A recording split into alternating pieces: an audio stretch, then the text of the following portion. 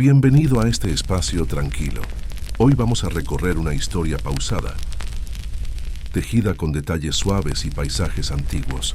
Una historia que nace entre colinas y piedras, entre manos jóvenes y cielos toscanos. Miguel Ángel, antes del mármol y de las cúpulas, vivía rodeado de polvo, herramientas y días llenos de tierra y silencio. Todo lo que vendría después empieza aquí, en una infancia hecha de rutinas, olores, sonidos y caminos de piedra. Este video está hecho para acompañarte. Puedes escucharlo mientras descansas, mientras anochece, mientras tu mente se acomoda sin prisa. Si te gusta este tipo de contenido tranquilo, donde las historias fluyen despacio y sin sobresaltos, te invito a suscribirte al canal y dejar un me gusta. Eso nos ayuda a seguir compartiendo historias así, pensadas para escucharse con calma. Gracias por estar aquí. Ahora sí, vamos a viajar juntos a los primeros años de Miguel Ángel. A mediados del siglo XV, la península itálica era una constelación de ciudades-estado, repúblicas, señoríos y dominios eclesiásticos. En el norte, Florencia florecía con sus gremios, sus banqueros, sus torres, su lengua, sus artistas. Al sur, el reino de Nápoles tejía alianzas con Aragón. Los campos de la Toscana se extendían con un ritmo más antiguo, más vinculado al paso de las estaciones que al de la política. Allí, entre colinas de tierra cálida y caminos trazados por generaciones de pastores y campesinos, se encuentra el pequeño pueblo de Caprese, una aldea discreta al este de Arezzo, donde los días seguían una secuencia familiar. Rezos al amanecer, trabajo desde temprano, mesas de madera, manos cubiertas de harina o polvo de piedra, y el repique de las campanas marcando el paso del sol. Las casas, de tejados bajos y muros gruesos, se organizaban en torno a la iglesia, el mercado y los pozos. En primavera las calles olían a tomillo, a barro mojado, a lino recién lavado. En invierno, a humo, a lana, a caldos espesos burbujeando sobre fuego lento. Caprese no era un centro de arte, ni de comercio ni de pensamiento, pero conservaba algo más valioso que eso, una forma de vida profundamente arraigada a la tierra. Las voces hablaban en dialecto toscano, los trabajos se heredaban, las manos sabían lo que hacían sin necesidad de libros. En ese ambiente austero, concreto y lleno de gestos antiguos, se inscribe el inicio de nuestra historia. El 6 de marzo de 1475, en esa aldea de aspecto recogido y ritmo sereno, nació un niño que recibió el nombre de Michelangelo di Lodovico Buonarroti Simoni. Su familia tenía raíces florentinas, aunque vivía temporalmente en Caprese, donde su padre, Ludovico, ejercía como podestá, una especie de magistrado civil que servía por periodos limitados en distintos municipios. Su madre, Francesca di Neri del Miniato, había dado a luz con la ayuda de mujeres del pueblo, en una de esas habitaciones donde el yeso, blanco, contrasta con la madera, oscura de los techos. Los primeros días de Miguel Ángel transcurrieron entre el sonido de los rezos matutinos, el tintineo de herramientas colgadas en la entrada y el murmullo del agua bajando por los canales de piedra. En los brazos de su madre o dormido junto a la chimenea, sus sentidos comenzaron a fijar el mapa del mundo, el peso de la lana en invierno, el calor de la leche hervida, los colores rojizos del barro, el ritmo grave de las campanas. Después de unos meses, la familia dejó Caprese para volver a Florencia. Pero esos primeros instantes, aunque breves, quedaron inscritos como una raíz profunda. Más adelante, su padre lo confiaría al cuidado de una nodriza en Settignano, un pueblo cercano a Florencia donde abundaban los canteros y escultores. Pero esa parte vendrá después. Cuando Miguel era aún un bebé, su familia se trasladó a Florencia, ciudad de origen de los Buonarroti.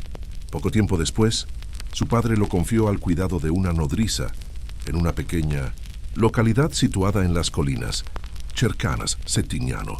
Allí el aire era más claro, el suelo más pedregoso y las casas se alzaban entre olivares y canteras. No era un gesto extraño en aquel tiempo. Las familias con ciertos recursos confiaban a sus hijos a mujeres de leche que, además de alimentarlos, los cuidaban como propios. Lo particular de Settignano no estaba en la tradición, sino en el oficio de sus habitantes. La aldea tenía una larga relación con la piedra. Los hombres del lugar eran canteros, escultores, talladores. Las herramientas formaban parte del paisaje. Mazos, punteros, cinceles y bloques cortados a media faena que quedaban a la sombra esperando. El sonido del metal sobre el mármol se escuchaba como parte natural del día. No era estridente, era regular, como una respiración profunda de las colinas. Entre los árboles, sobre las laderas, surgían talleres abiertos donde la piedra se transformaba en columnas. Fuentes, marcos, figuras. Miguel creció entre esos sonidos. Aprendió a caminar sobre polvo blanco, entre esquirlas y fragmentos que crujían bajo los pies. Las manos que lo alzaban eran fuertes, endurecidas por años de trabajo sobre superficies ásperas. En el patio de la casa donde vivía había una pila de bloques sin forma. Alrededor, los hombres trabajaban sin pausa, con delantales manchados y rostros curtidos por el sol y el esfuerzo. La piedra no era una cosa lejana, fría o sagrada.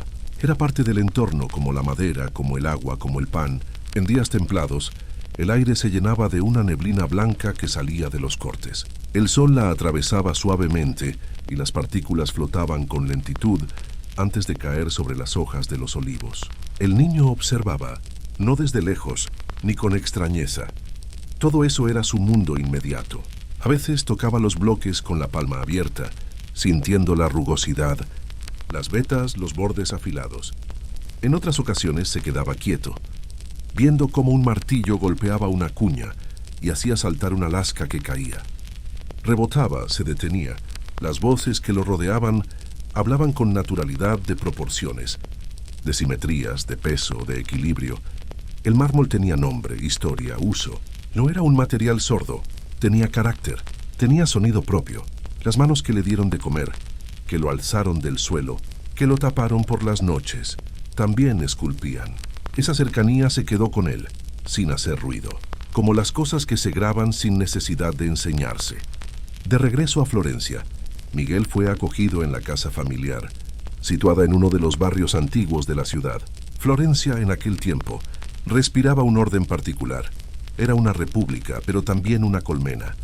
En sus calles estrechas circulaban mercaderes, clérigos, artesanos, notarios y aprendices.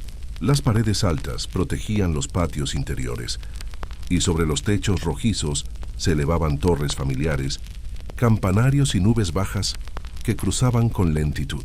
El hogar de los Buonarroti tenía el olor inconfundible de la piedra húmeda y del aceite encendido. La casa no era lujosa, pero estaba bien cuidada. Tenía suelos firmes, cortinas de lino y una mesa larga donde los miembros de la familia se sentaban con gestos medidos. El padre de Miguel, Ludovico, había desempeñado cargos menores en la administración, aunque no tenía un ingreso constante. La conversación, en muchas ocasiones, giraba en torno al prestigio, a las relaciones, a la estabilidad, que siempre parecía deslizarse entre los dedos. Los días en la casa transcurrían con un ritmo sereno. Por las mañanas, el pan tostado con miel y los higos secos daban paso al olor del café negro y al ruido lejano de los mercados abriéndose. Las ventanas dejaban entrar una luz filtrada que se desplazaba sobre las paredes, como si midiera el paso del tiempo. En el zaguán colgaban capas, cestas y llaves de hierro. Miguel se movía con familiaridad entre esos objetos. Conocía el sonido de cada bisagra, el peso de cada jarrón, el eco de cada paso sobre los escalones de piedra. A veces salía a caminar con su padre. El sonido de los pasos sobre los adoquines, el murmullo constante de los talleres abiertos, los pregones de los vendedores y las voces que surgían desde las tabernas formaban una sinfonía urbana que se repetía, pero nunca era igual. Miguel miraba los muros, los arcos, los balcones. Sus ojos seguían las líneas de las construcciones, los detalles de los capiteles, las sombras proyectadas por las rejas en el suelo. En ocasiones, cuando caminaban junto a alguna iglesia o palacio, se detenía a observar los relieves, las figuras esculpidas, los rostros congelados en mármol, que parecían hablar un idioma antiguo. No preguntaba demasiado. Parecía más ocupado en mirar que en comentar. En casa, le gustaba quedarse cerca del escritorio donde su padre ordenaba papeles. Tocaba los sellos, las plumas, los pequeños botes de tinta. El olor a cera, a cuero curtido y a papel envejecido formaban parte del aire. En las tardes de invierno, Cuando el cielo se cerraba pronto y el calor del brasero llenaba la sala, se sentaba en silencio, trazando líneas con un trozo de carbón sobre algún pedazo de pergamino gastado. No había lecciones formales, no había grandes discursos, pero todo lo que lo rodeaba parecía enseñarle algo, sin hablar, sin corregir, solo mostrando, solo estando. En la Florencia de finales del siglo XV, aprender no siempre significaba asistir a una escuela con pupitres y lecciones dictadas en voz alta. Para muchas familias, la educación comenzaba en casa o se confiaba a tutores que enseñaban con paciencia en estancias silenciosas, con libros cuidadosamente guardados y una disciplina que no se imponía con castigos, sino con constancia. Así fue como Miguel Ángel, ya entrado en la adolescencia, recibió sus primeras lecciones con Francesco da Urbino, un maestro riguroso, encargado de enseñarle gramática y latín. Las jornadas de estudio comenzaban temprano. En el escritorio, los pliegos se desplegaban con lentitud, y el sol entraba por las ventanas, altas mientras el polvo del ambiente flotaba en líneas doradas. La tinta reposaba en frascos oscuros. Los pergaminos estaban ya suavizados por otras manos, y los márgenes de los libros antiguos llevaban anotaciones que parecían susurrar ideas de otros tiempos. Miguel trazaba con cuidado las letras sobre hojas de práctica, repitiendo formas con firmeza, buscando un ritmo entre la memoria y el movimiento. El maestro hablaba con voz serena. No había prisa. Cada frase se asentaba antes de pasar a la siguiente. Se leía en voz alta. Se recitaban fragmentos breves y se escribían líneas con la pluma de ave bien afilada. El sonido del trazo sobre el papel, leve pero firme, se convertía en parte de la rutina. En las pausas, Miguel miraba los dibujos que adornaban algunos márgenes, rostros en miniatura, bestias mitológicas, motivos vegetales. A veces copiaba alguno con lápiz negro sobre la cara interior de una hoja usada. El aprendizaje se extendía más allá del latín. En casa había libros ilustrados, pequeñas reproducciones y grabados de esculturas clásicas. El arte circulaba por Florencia como el agua por las acequias. Encontraba rincones. Bajaba por escaleras, atravesaba patios, se filtraba por puertas entornadas. Aunque aún no se formaba en un taller, Miguel ya sentía una familiaridad con las formas que no se aprendía en los libros. Su mano se movía con soltura sobre cualquier superficie que permitiera una línea mármol con polvo. Madera vieja, muros encalados, la ciudad le ofrecía escenas para recordar. Una estatua en un rincón de la plaza, la sombra de una columna al atardecer, el gesto de un comerciante discutiendo precios bajo una logia. Todo eso iba quedando guardado sin esfuerzo, como si la memoria se construyera con imágenes en lugar de palabras. En esos días, la observación se convirtió en un hábito, en los rostros, en los pliegues de los mantos, en los detalles de una hoja tallada. El dibujo no era aún un oficio, pero ya era una necesidad, algo que ocurría por sí solo, como respirar o caminar. El taller de Ghirlandaio no era un lugar de solemnidad, era un espacio en movimiento, lleno de polvo, pigmentos, madera y voces que se cruzaban desde distintas esquinas. Funcionaba como una pequeña ciudad dentro de la ciudad, donde cada aprendiz, cada oficial, cada ayudante conocía su lugar y su tarea. Las jornadas comenzaban temprano, antes de que el sol llenara del todo los patios, y se extendían hasta que la luz natural empezaba a desaparecer de los tabiques, dejando el ambiente teñido por el color de las velas. Miguel Ángel entró a ese mundo con los ojos bien abiertos. A los 13 años ya sabía distinguir calidades de papel, trazar líneas seguras, mezclar tonos básicos, pero allí todo tenía otra escala. La tela no era solo tela, era superficie sagrada. La madera no era solo soporte, era materia en espera. Los colores se preparaban en morteros de piedra, con polvo de minerales, agua de cal y pinceles de pelo fino. Los trazos se repetían hasta lograr exactitud, sin apuro, sin adornos. El olor del taller era inconfundible. Solía a pigmento molido, a barniz fresco, a cola hervida, a trapo húmedo. Se mezclaba con el humo que entraba desde la calle, con el sudor del esfuerzo, con la madera cortada de los marcos. El sonido también tenía su ritmo. Cepillos frotando superficies, cucharas mezclando tintes, voces que pedían, corregían, explicaban. Nadie alzaba la voz demasiado. Había trabajo que hacer, y el trabajo pedía atención. El maestro Domenico hablaba con claridad. Sus indicaciones eran prácticas, directas. A veces se detenía en el trazo de un ojo, en el movimiento de una túnica, en la manera en que un pliegue debía caer con naturalidad. Su estilo era meticuloso, narrativo, lleno de figuras. Las paredes de las iglesias que decoraba estaban repletas de escenas de la vida cotidiana, de rostros reales que parecían haber salido del mercado o de los bancos de misa. Michelangelo comenzó ayudando con las tareas menores. Preparaba fondos, ajustaba bastidores, copiaba detalles para después practicar. A ratos lo dejaban dibujar figuras completas en papel. No había reconocimiento, ni tampoco lo esperaba. El taller no era un lugar para destacar, sino para integrarse, para formar parte de un engranaje que producía imágenes capaces de hablar al pueblo, de enseñar, de emocionar. A menudo, mientras se concentraba en una mano o un rostro, perdía la noción del tiempo. Afuera, Florencia seguía su curso. Los carros cruzaban los puentes. Las campanas marcaban las horas. Los vendedores cerraban sus puestos.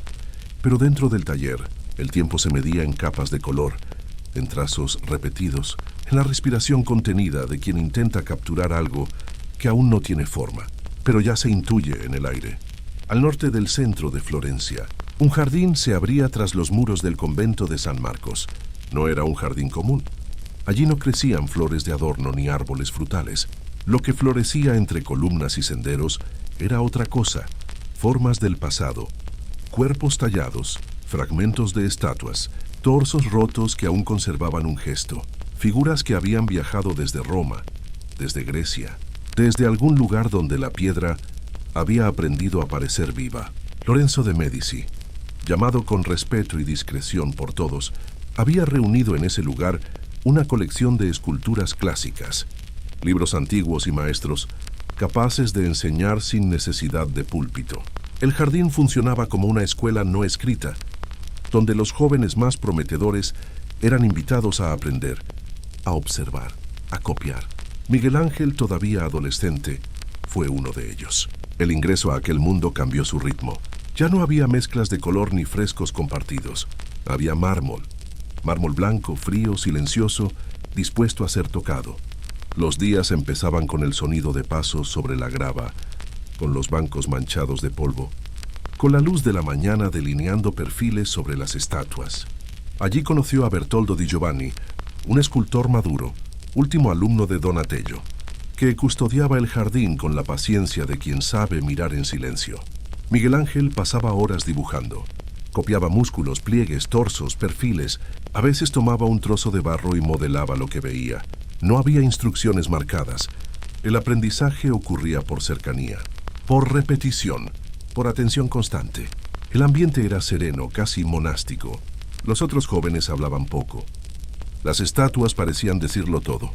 En los descansos, podía recorrer los pasillos del Palacio de los Médici, con sus columnas de proporciones precisas, sus suelos de piedra oscura, sus techos pintados. Se hablaba de filosofía, de poesía, de geometría. Algunos libros estaban escritos en griego, otros en latín.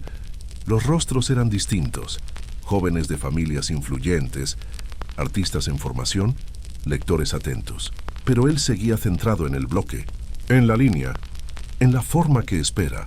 La piedra, esa materia que ya conocía desde niño, volvía a ocupar el centro. Pero ahora era otra. No era herramienta ni construcción. Era cuerpo, era movimiento detenido, era posibilidad. Bajo los cipreses, entre fragmentos antiguos y dibujos sueltos, Miguel Ángel empezaba a comprender que las formas no se inventaban, se encontraban. Estaban ahí, dormidas en el mármol, esperando las manos que supieran despertarlas. Trabajar con mármol es entrar en un ritmo distinto. No se trata de rapidez ni de fuerza bruta, sino de continuidad. Cada golpe debe resonar con precisión, como si el cuerpo aprendiera a escuchar a través del brazo y del mango del cincel. Miguel Ángel, ya adolescente, comenzaba a enfrentarse al bloque entero, sin dibujos intermedios, sin guías, solo él, la piedra, la herramienta y el espacio que los contenía. En los primeros talleres a los que asistía de forma más libre, aún sin encargos importantes. El aire estaba cargado de polvo fino. Las partículas flotaban a contraluz y se depositaban sobre los bancos de madera, sobre los caballetes, sobre los cabellos y la ropa. El mármol se sentía frío al tacto, pero su superficie podía variar, rugosa en un lado, pulida en otro, áspera en la zona aún virgen. Las herramientas colgaban de clavos, alineadas como instrumentos de un mismo idioma. Había mazos de distintas maderas, punteros anchos, cinceles delgados, limas y escofinas. Todo tenía un lugar preciso. Las jornadas eran largas. Comenzaban con la preparación del bloque. Medir, marcar, trazar las líneas iniciales. Después venían los primeros golpes, secos, firmes. No hacía falta hablar. Las conversaciones eran escasas. El trabajo guiaba todo. El sonido del martillo repetido durante horas creaba una especie de respiración externa. A veces, una pausa breve servía para mojar la cara, sacudir el polvo, estirar los dedos. Luego de nuevo al banco. Miguel se sumergía en ese estado sin buscarlo. El cuerpo adoptaba una postura sostenida. Los ojos iban y venían entre el conjunto y el detalle. Las manos ajustaban el peso y el ángulo con una memoria que no era teórica. El mármol respondía lentamente. A veces, una fractura inesperada obligaba a cambiar el plan. Otras veces, una curva surgía con tal claridad que parecía haber estado allí desde el principio. La luz del taller cambiaba con las horas. Por la mañana era dorada, directa, marcando sombras nítidas. Por la tarde se volvía oblicua, más suave, alargando los contornos. Cuando llegaba el atardecer, los últimos rayos atravesaban el polvo suspendido en el aire, tiñéndolo de cobre, como si todo lo trabajado durante el día quedara envuelto en una neblina caliente y antigua. No había público, no había juicios, solo el contacto constante con una materia que parecía hablar en voz baja. Algunos rostros que esculpía recordaban figuras vistas en la calle. Otras veces, un gesto aparecía sin origen claro, como si emergiera directamente de la piedra. El bloque no era enemigo ni obstáculo, era compañero. El cansancio llegaba por la noche, pero no pesaba. Quedaba en las manos, en los antebrazos, en los hombros. Un cansancio físico que dejaba la mente serena. Dormía bien después de esos días. No hacía falta más. Florencia seguía siendo su ciudad. Las calles que ya conocía, los puentes sobre el Arno, las fachadas cubiertas de relieves y escudos familiares, todo le era cercano. Pero los encargos empezaban a surgir más allá de su entorno habitual. Algunas piezas pequeñas, bustos para comerciantes, santos para capillas discretas, ángeles sin alas que descansaban en nichos sombríos, obras aún sin nombre, sin firma, pero con una huella que ya dejaba rastro. El mármol ahora lo esperaba en almacenes del puerto, o en patios donde los bloques eran entregados, envueltos en arpillera. Los tratantes hablaban en voz baja, negociando precios, tiempos, medidas. Miguel recorría con la mano las superficies rugosas, buscando en la piedra la densidad que necesitaba. La veta correcta, el peso adecuado. A veces pasaba horas eligiendo. No todos los bloques servían. Algunos eran demasiado duros. Otros tenían fracturas escondidas. Aprendió a leerlos con la yema de los dedos, con la vista oblicua, con el oído atento al eco del golpe de prueba. Los encargos menores no venían con grandes ceremonias. Se entregaban en patios tranquilos, se instalaban sin proclamas, pero cada uno exigía atención. El rostro de un joven mercader debía parecerse a su hijo. Los ojos de una virgen debían mirar con dulzura sin caer en la exageración. Las manos de un santo debían parecer vivas, pero no teatrales. Cada detalle tenía una exigencia silenciosa. En el taller, los días seguían el curso habitual. Se dibujaban bocetos con carboncillo, se modelaban pequeñas maquetas en barro, se ajustaban proporciones con la ayuda de cuerdas, compases y reglas. A veces una pieza tardaba semanas en mostrarse con claridad.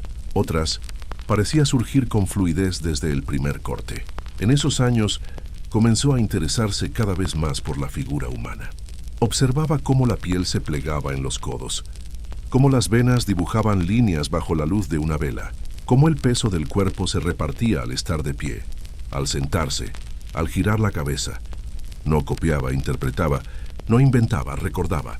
Las formas del mundo se depositaban en su memoria sin esfuerzo aparente. También le llegaban voces de Roma, conversaciones entre comerciantes, noticias traídas por artistas que volvían de viaje. Hablaban de ruinas, de estatuas rotas entre la maleza, de columnas que se alzaban solas en plazas vacías. El mármol antiguo seguía allí, bajo el cielo romano, esperando. Miguel no tenía prisa. Roma no era aún un destino, era una idea. Por ahora sus días seguían hechos de piedra, de polvo, de luz inclinada por la tarde, de tareas repetidas con manos firmes, pero algo en el fondo comenzaba a vibrar, una inquietud apenas perceptible, como el sonido grave que queda suspendido en el aire después de un último golpe de cincel. El viaje a Roma no fue una expedición solemne, sino un trayecto con pausas, con polvo en los zapatos, con la inquietud que acompaña los desplazamientos largos. El camino lo llevó a través de colinas suaves, pueblos de piedra, tabernas silenciosas y caminos marcados por siglos de paso. Al llegar, la ciudad se le presentó como un cuerpo antiguo que aún respiraba, cubierto de heridas, pero firme bajo el sol. Roma tenía otra luz, una luz más abierta, más amplia, que caía sobre las ruinas como una tela liviana.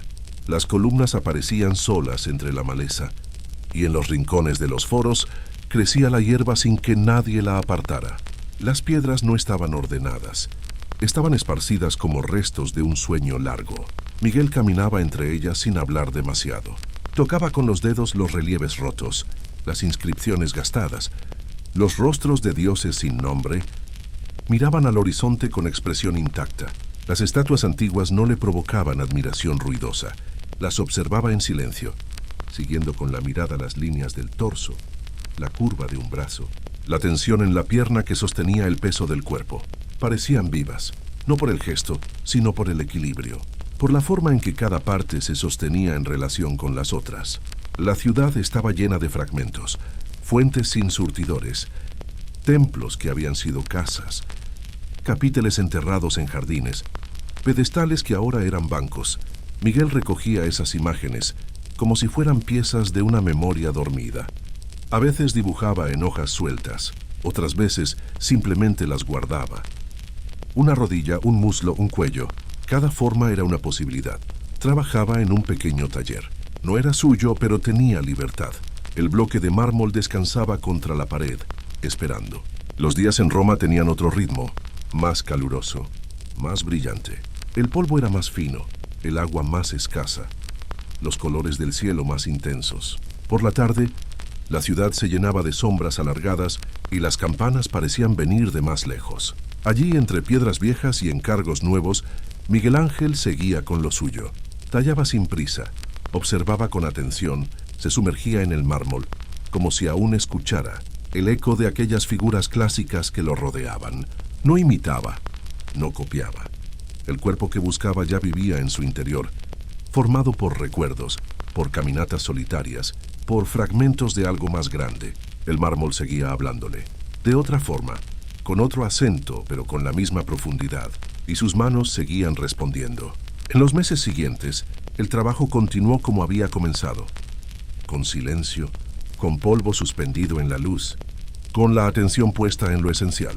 Miguel Ángel no vivía en los discursos, no habitaba en los elogios ni en los rumores. Su lugar estaba entre las herramientas, en el contacto con la piedra, en la observación del cuerpo humano como un territorio sin límites.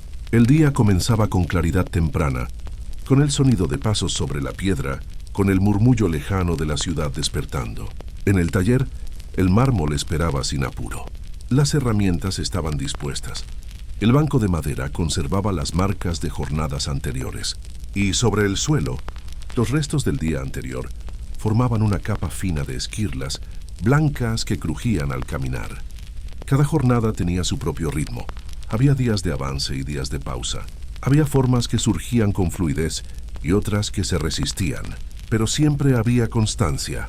El bloque se transformaba poco a poco, no por magia, sino por contacto, por insistencia, por mirada. Miguel vivía con austeridad. Comía lo justo, dormía sin lujos, leía cuando tenía ocasión, observaba siempre. Su atención se detenía en lo que otros dejaban pasar. Una sombra sobre la piel, el gesto de un niño al cruzar una plaza, el pliegue del manto en una escultura olvidada. Todo eso formaba parte de su trabajo. Todo eso lo acompañaba. La ciudad seguía moviéndose a su alrededor. Las voces hablaban de política, de comisiones, de papas, de mecenas, pero en su mundo lo importante era otro ritmo.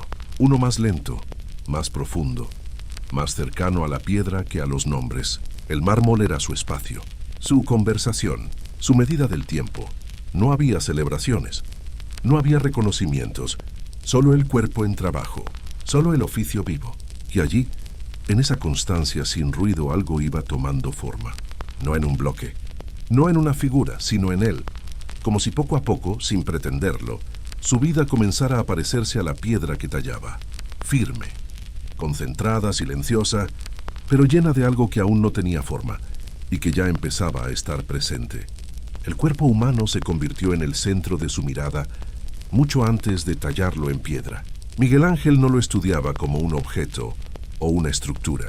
Lo contemplaba como si fuera un paisaje que cambia con la luz, que guarda historias en cada curva, que respira incluso cuando está quieto.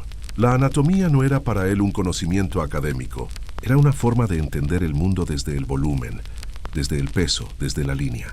Los días dedicados al dibujo comenzaban temprano en espacios ventilados, donde la luz se filtraba con lentitud por las ventanas altas. El modelo llegaba sin ceremonia. Ahí, tras unos gestos tranquilos, tomaba su lugar sobre el banco cubierto por una tela rústica. Miguel colocaba una tabla sobre sus rodillas, sujetaba el carboncillo entre los dedos manchados de polvo y se sumergía en la observación sin necesidad de decir palabra. La concentración era absoluta, pero no tensa. Lo que captaba no eran solo proporciones, era el modo en que el cuerpo descansaba, cómo se plegaba la piel al apoyar el brazo, cómo la columna sugería movimiento aún en reposo. Detalles pequeños, la sombra en el hueco del cuello, el gesto en los dedos relajados, el borde apenas insinuado de una costilla al girar el torso. Todo se registraba con cuidado, como si lo esencial estuviera contenido en lo mínimo. Las manos del artista se desplazaban con un ritmo propio, trazando líneas lentas, a veces inseguras, otras más decididas. No buscaban un resultado inmediato. El dibujo era una forma de escuchar, una forma de acercarse. No todo se completaba. Muchas figuras quedaban en esbozo. Apenas un perfil, una clavícula, una pierna a medio sugerir. Pero el gesto estaba ahí y eso bastaba. Las horas pasaban sin que nadie las midiera. El silencio era constante, solo interrumpido por el roce del carbón sobre el papel o por los ajustes del modelo. Miguel no hablaba mucho. No hacía falta. El cuerpo delante de él hablaba con claridad. A veces se detenía y volvía a mirar desde otro ángulo, como si buscara algo que no podía verse de frente. En ocasiones incluso cerraba los ojos y desde la memoria reconstruía la forma. Al caer la tarde, el taller se llenaba de sombras largas. La luz dorada del final del día acentuaba los volúmenes. Las formas adquirían otra presencia. Miguel seguía dibujando, a veces en silencio absoluto, otras con una concentración tan profunda que el mundo exterior parecía haberse desvanecido. Cuando ya no quedaba luz suficiente, dejaba el papel sobre la mesa y observaba el trazo con calma. Las líneas eran suaves pero firmes. La figura no estaba completa, pero era suficiente. No para mostrarla, para recordarla. Al tocar el papel, aún quedaba la calidez de la mano que lo trazó. Una presencia sutil, un pensamiento sin palabras. El cuerpo en sus dibujos no era idealizado, era recordado, era comprendido, era escuchado con los ojos y entendido con las manos. La luz del día comenzaba a apagarse. Afuera, Florencia respiraba con otra cadencia. Las voces se volvían más bajas. Las campanas marcaban el final de la jornada. Los pasos en las calles eran más lentos.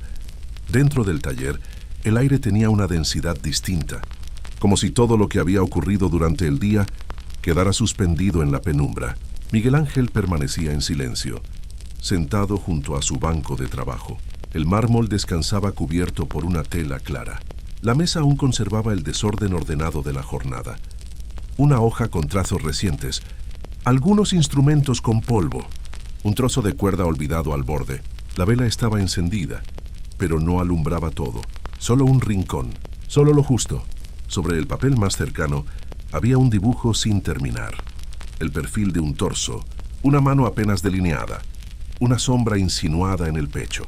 No había firma, no había intención de mostrarlo. Era un pensamiento dibujado, una forma que había nacido del gesto, no del propósito. Las manos de Miguel estaban cubiertas de polvo y sin embargo no parecían sucias. Llevaban en la piel el registro del día. Los dedos aún conservaban la tensión del trabajo, como si una parte de él siguiera modelando incluso en la quietud. Las manos no descansaban, observaban, sentían, eran parte de la memoria, no solo del cuerpo, sino también de la forma. No pensaba en encargos ni en nombres, no buscaba palabras, lo acompañaban las líneas trazadas, la textura del papel, el peso del mármol a su lado. Todo tenía su lugar, todo respiraba en silencio.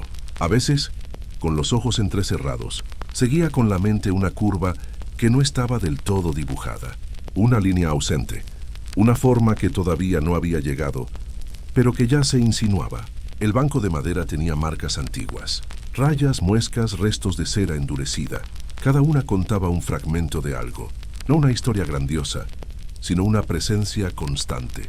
Los objetos del taller no eran herramientas, eran compañía. El mármol no era obstáculo, era relación, era escucha.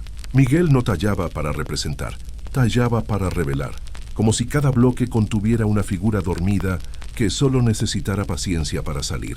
La noche entraba despacio, el suelo de piedra se enfriaba.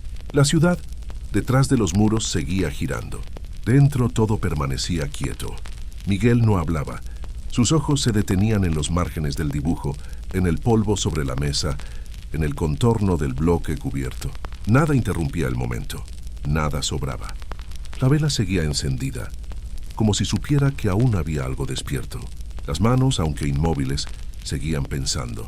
No con ideas, no, sino con formas, con peso, con tacto, con ese tipo de pensamiento que no se dice ni se escribe, solo se sostiene, como una figura aún por nacer, como el silencio cuando se convierte en espacio.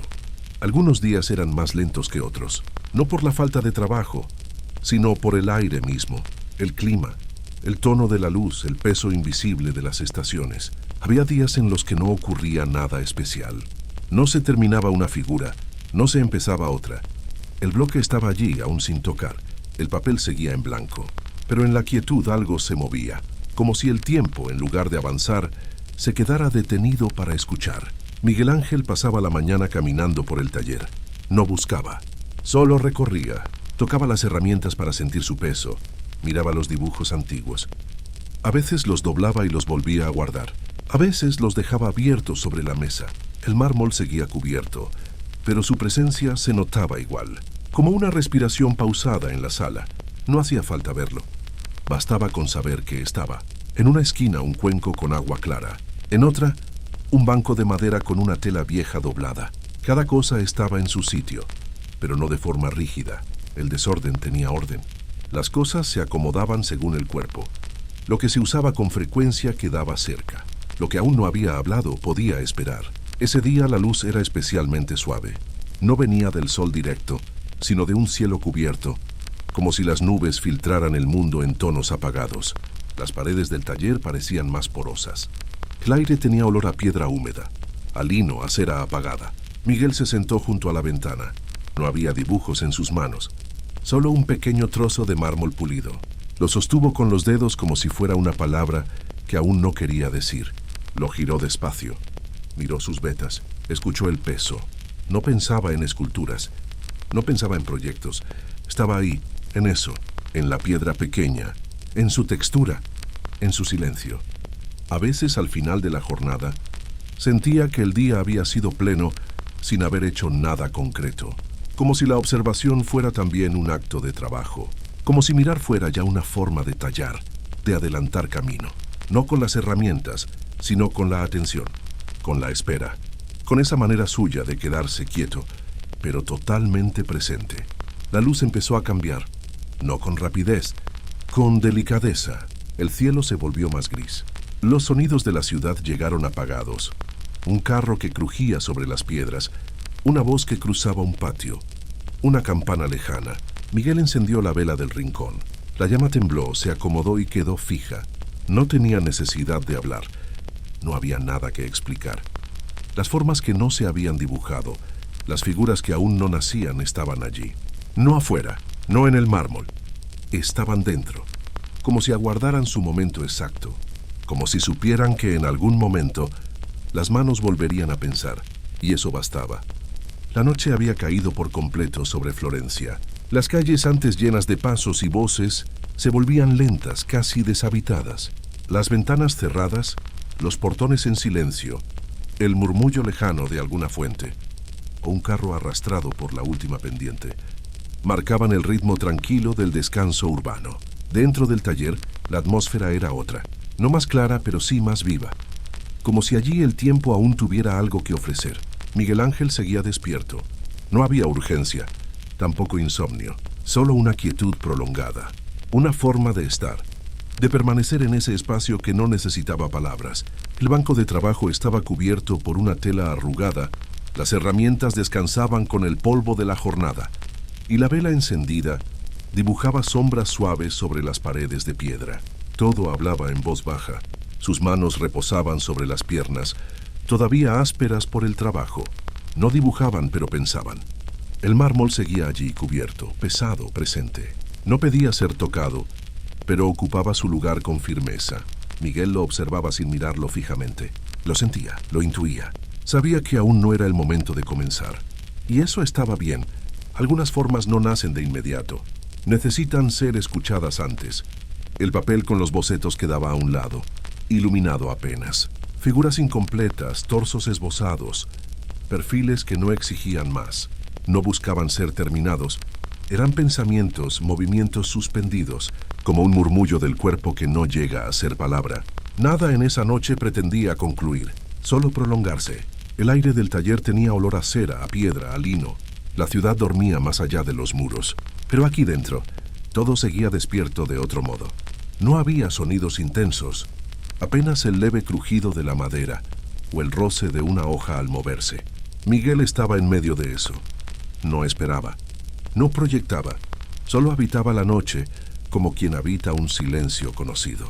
La llama no parpadeaba, era estable, como él, como esa forma de trabajar sin trabajar, de seguir creando sin tocar, porque también se esculpe desde la pausa, desde la respiración lenta, desde el pensamiento que aún no se ha dicho.